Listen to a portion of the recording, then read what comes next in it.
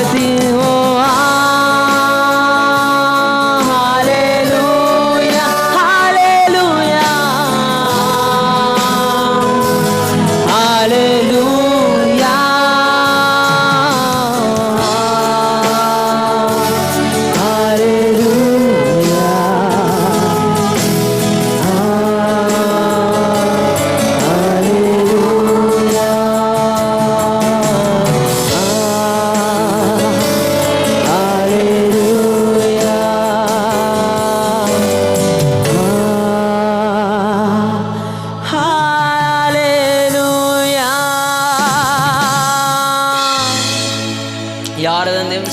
వాక్యంతో దేవుడు మనతో మాట్లాడలాగున్నా రూబీ పాల్ గారు ప్రార్థన చేస్తారు. అందరం ఎక్కిపిద్దాం, ఆత్మతో సత్యముతో దేవుని స్తుతిద్దాం. దేవానికి వందనాలు, పరిశుద్ధురానికి స్తోత్రములు తండ్రి. మా గురించి భూమి మీదకి తండ్రి యేసయ్య వచ్చిన దేవానికి వందనాలు తండ్రి. మా గురించి తండ్రి యేసయ్య నువ్వు చేసిన త్యాగమును బట్టి నీకు వందనాలు.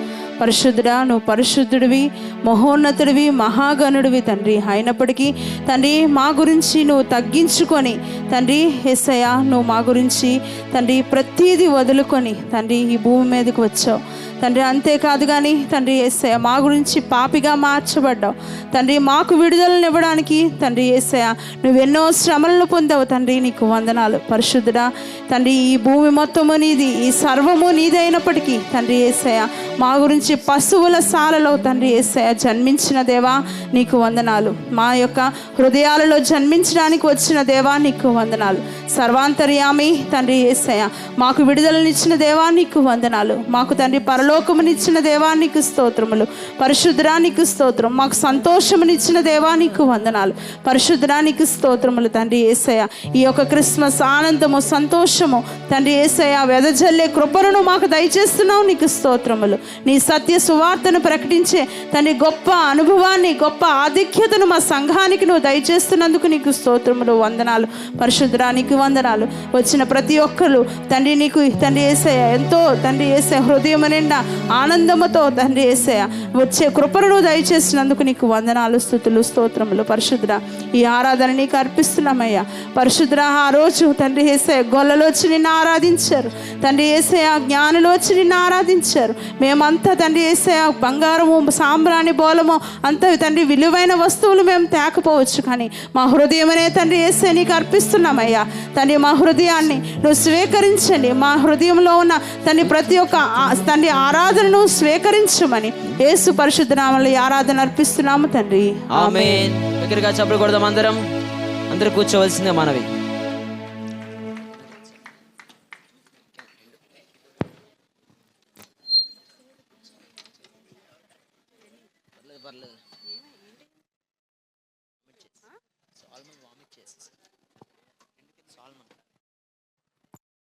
లో 3 పోస్టులకు ఒకే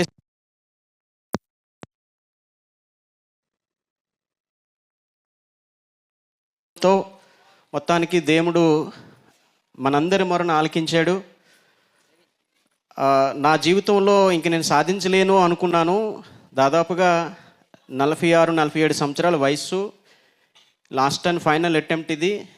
ఇంకేదైనా తేల్చుకోవాలి ఇంక దేవుడితోనే అని పెనుగులాడుతూ కష్టపడ్డాను. మొత్తానికి ఒకేసారి 3 పోస్టులకి సెలెక్ట్ చేశాడు దేవుడు, 3 పోస్టులు ఇచ్చాడు.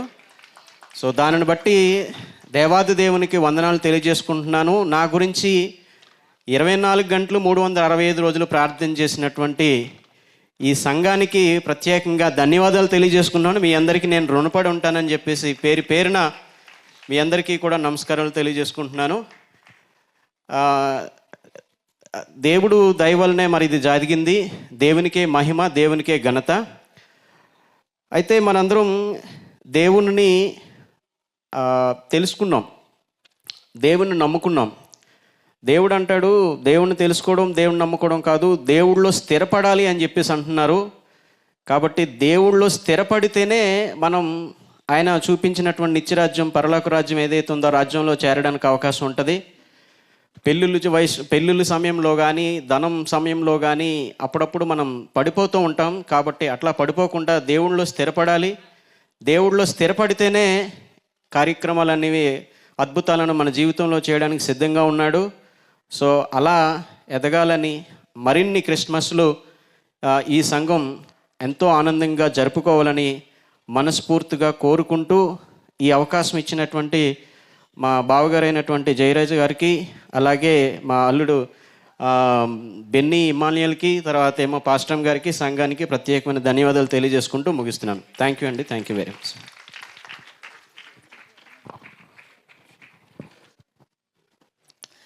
సమయంలో మా బావగారు జెనిసిస్ స్కూల్ డైరెక్టర్ గారు అలాగే ఇంకా ఓకే సో మార్గ మధ్యలో ఉన్నారు. ఈ సమయంలో చిల్డ్రన్ డ్యాన్స్కి సిద్ధంగా ఉండవలసిందిగా, కొరియోగ్రఫీకి సిద్ధంగా ఉండవలసిందిగా ప్రేమపూర్వకంగా మనవి చేస్తున్నాం. నేరుగా మనం వాక్యంలోనికి వెళ్దాం. మన ఆత్మీయ తండ్రి, మన సంఘ కాపరి గత 37 సంవత్సరాలుగా ఈ శ్రీకాకుళం జిల్లాలో అద్భుతమైన పరిచర్య జరిగిస్తున్న దైవ సేవకులు, అనేకమైన సంఘాలకి మాదిరికరంగా ఉన్న దైవ సేవకులు, Emmanuel church founder and president అయినటువంటి రెవరెండ్ డాక్టర్ కె జయరాజ గారికి సమయాన్ని అప్పగిస్తున్నాం. అందరూ ప్రేమపూర్వకంగా ఆహ్వానిద్దాం.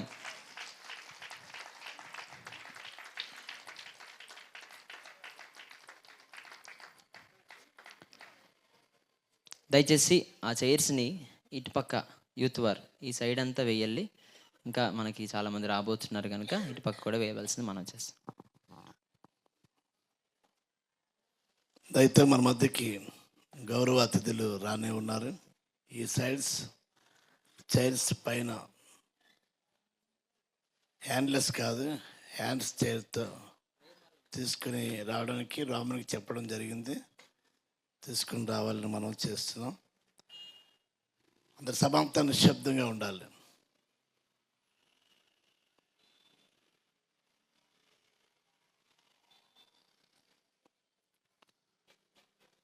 ప్రభువైన యేసుక్రీస్తు నామమున క్రిస్మస్ శుభాలు ఇమ్మానుయేలు సంఘానికి, మరియు మా బంధువులు, అలాగే స్నేహితులు, శ్రేయోభిలాసులకును, అలాగే గాంధీనగర్ వాస్తవ్యులకును, నాగాస్పవేది వాస్తవ్యులకును మరొకసారి క్రిస్మస్ వేడుకకి ఆహ్వానం తెలియజేస్తున్నాం.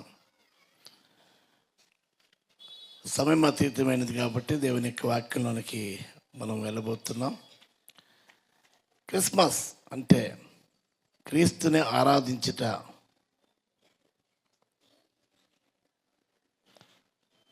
క్రీస్తుని ఆరాధించుట.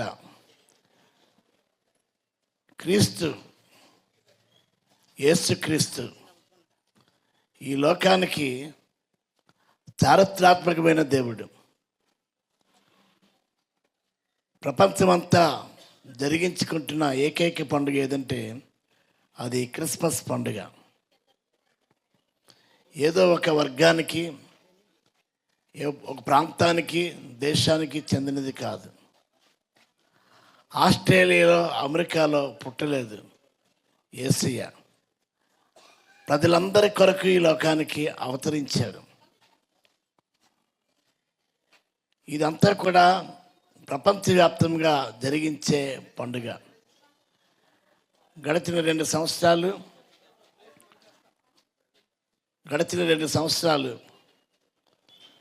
మరి Baptist church municipal high school గ్రౌండ్లో జరిగించడం అయింది. గత 2 ఏళ్ళుగా జరిగించలేని విషయం మేము గుర్తెరిగాం. కారణం ఎవరంటే మా గాంధీనగర్ వాస్తవ్యులు. క్రిస్మస్ వేడికి ఎందుకు పెట్టలేదు? ఇది క్రైస్తవుల పండుగ కాదు, క్రైస్తవేతరులు కూడా మరి జరిగించుకోవాలి, జరపాలి అనే వారి ఉత్సాహాన్ని వెలబుచ్చారు. మరి వారి ప్రేమను బట్టి, చూపిన చొరవను బట్టి సెయింట్ పాల్ స్కూల్ ఆడిటోరియంలో జరగవలసిన క్రిస్మస్ వేడుక ఈరోజు ఈ గాంధీనగర్లో జరిపించుకోవడానికి ప్రేమపూర్వకమైన అవకాశం ఇచ్చిన గాంధీనగర్ పెద్దలకి, గాంధీనగర్ వాస్తవ్యులకు, నాగాస్పవేది వాస్తవ్యులకును మరొకసారి ధన్యవాదాలు తెలియజేస్తున్నాం. క్రిస్మస్ అంటే సంతోషం. ఇదిగో ప్రజలందరికీ కలగబోవు మహా సంతోషకరమైన శుభవర్తమానం. పరలోకం నుండి భూలోకానికి దేవుని దూత దిగి వచ్చి తీసుకొచ్చిన వార్త. క్రింద నుండి పైకి వెళ్ళే వార్త కాదు. గతంలో వార్తాపత్రిక మనకు తెలుసు. నలుమూలల నుండి కూడా నార్త్, ఈస్ట్, వెస్ట్, సౌత్ ఇది న్యూస్. అంటే ఇక్కడ సమాచారం పైకి అందిస్తుంది. Today news paper, tomorrow west paper. అయితే ఈ ప్రభు అయిన యేసుక్రీస్తు గురించిన చరిత్ర పరలోకం నుండి భూలోకానికి దిగి వచ్చిన వార్త. చంద్రమండలం మీద అడుగుపెట్టిన ఎవరండి? నీలాంగ్స్టర్. తను అడుగుపెట్టిన దానికంటే దేవాది దేవుడు నరుడిగా ఈ లోకానికి భూమిపై అడుగుపెట్టినది అదే క్రిస్మస్ పండుగ. యేసుక్రీస్తు దిగి వచ్చిన దేవుడు తనను తాను తగ్గించుకుని దేవుని స్వరూపి, ఆత్మస్వరూపి అయిన దేవుడు శరీరాకారమందు మనుష్యుడిగా కనబడి 2025 సంవత్సరాల క్రితము లోకానికి నరుడిగా, రక్షకుడిగా, పాపుల రక్షకుడిగా ఈ లోకానికి ప్రత్యక్షమయ్యాడు అనే విషయాన్ని మీకు తెలియజెప్తున్నాను. యేసు అనగా రక్షకుడు. ఆయన దేని నుండి రక్షించేవాడంటే తన ప్రజల పాపముల నుండి ఆయనే రక్షించినట్టు యేసే రక్షించిన కనుక ఆయనకి యేసుని పేరు పెట్టబడినని కొన్ని వందల సంవత్సరాల క్రితము ప్రవక్తలు ప్రకటించిన నెరవేర్పు జరిగింది. యేసుక్రీస్తు కల్పిత దేవుడు కాదు. దానికి చరిత్ర సాక్ష్యం ఇస్తుంది. క్రీస్తు పూర్వము, క్రీస్తు శకము చరిత్రలో లెక్కించబడిన దేవుడు. గత 1-2 రోజులు లేక 9 రోజులు జరిగించే పండగ కాదు, నెలంతా కూడా జరిగించే పండుగ ఏదైనా ఉందంటే అది క్రిస్మస్ పండుగ. క్రిస్మస్లో ఉన్న ప్రత్యేకతను మీకు తెలియజెప్పాలని నేను ఆశపడుతున్నాను. త్వరగా ముగిస్తాను. లూకాసు వార్త 2వ అధ్యాయం 11వ వచనం. బైబిల్ గ్రంథములో లూకాసు వార్త 2వ అధ్యాయం 11వ వచనం.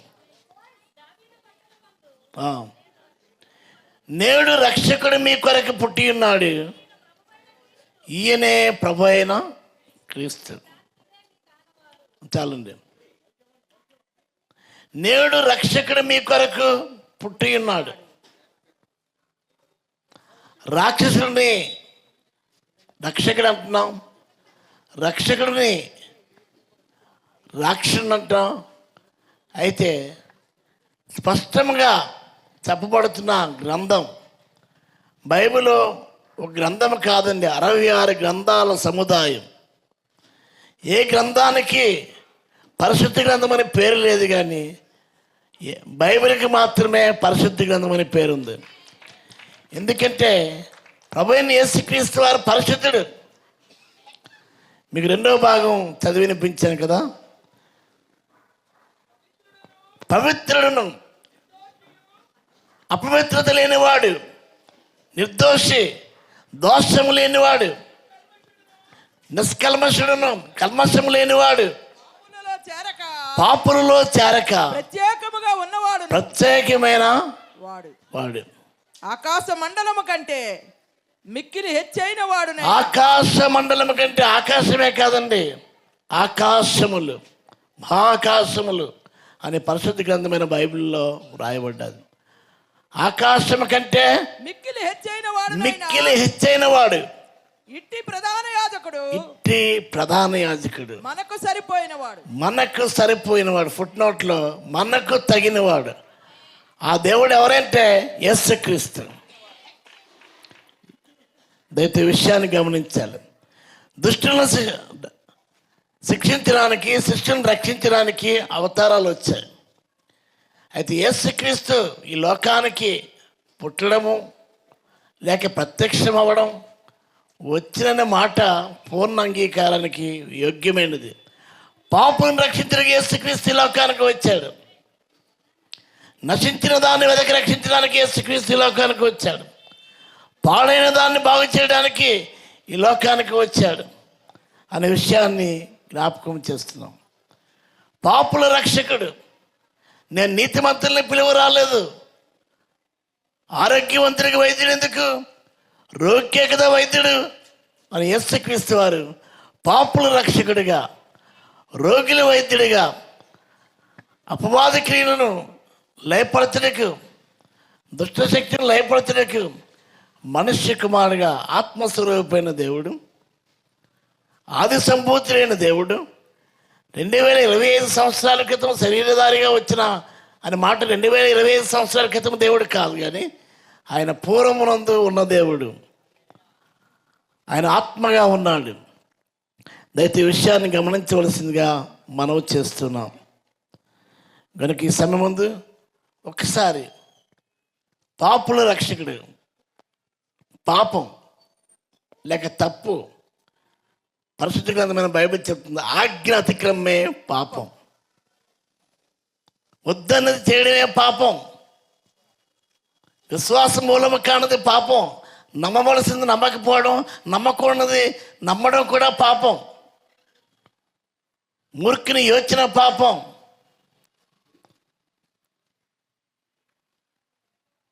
అనే విషయాలు చాలా కోకిలలుగా వ్రాయబడ్డాయి. అయితే దయతో విషయాన్ని గమనించండి. పాపుల రక్షకుడిగా ఈ లోకానికి వచ్చాడు. ఏ భేదమును లేదు, అందరూ పాపము చేశారు. చేసి దేవుడు అనుగ్రహించిన మహిమను పొందలేకపోతే నీతిమంతుడు లేడు, ఒక్కడూ లేడు. అర మనిషి కూడా లేడండి, అంటే చిన్న మనిషి కూడా లేడు. అరకోడి అంటాం కదా, అర మనిషి, ఒక చిన్న మనిషి కూడా లేడు. నీతిమంతుడు